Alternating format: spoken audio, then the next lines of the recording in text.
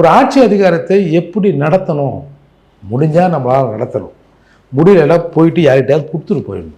எதுவுமே இல்லாமல் என்ன கீழே இருக்கிற அதிகாரிகள் என்ன சொல்கிறாங்களோ அதே நீங்கள் படிக்கிறீங்க.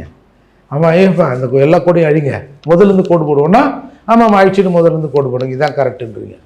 அப்போ இது எப்படி சரியாக இருக்கும்? அதாவது ஏழை மக்கள் வடிக்கிற கண்ணீர், நீங்கள் சாமி, கடவுள், பாவம், புண்ணியம் இதெல்லாம் விடுங்க சார். ஏழை மக்கள் வடிக்கிற கண்ணீருக்கு ஒரு பவர் இருக்குது சார். அந்த இயற்கைக்கு ஒரு பவர் இருக்குது, ஒரு கூட்டு பிரார்த்தனைக்கு ஒரு பவர் இருக்குது. அதெல்லாம் இந்த மாதிரி இந்த ஜனங்க இப்படி முறையிட்டா நல்லா இருக்குமா சார் இது?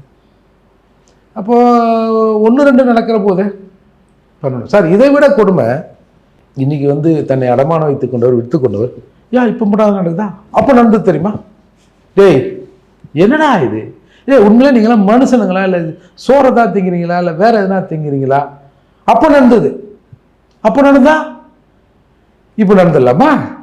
என்னது இது சார்? அவன் வீட்டில் எவனாவது இந்த மாதிரி காவல்துறை அட்ராசிட்டியில் செத்தான்னா அப்போ தெரியும் சார் உங்களுக்கு.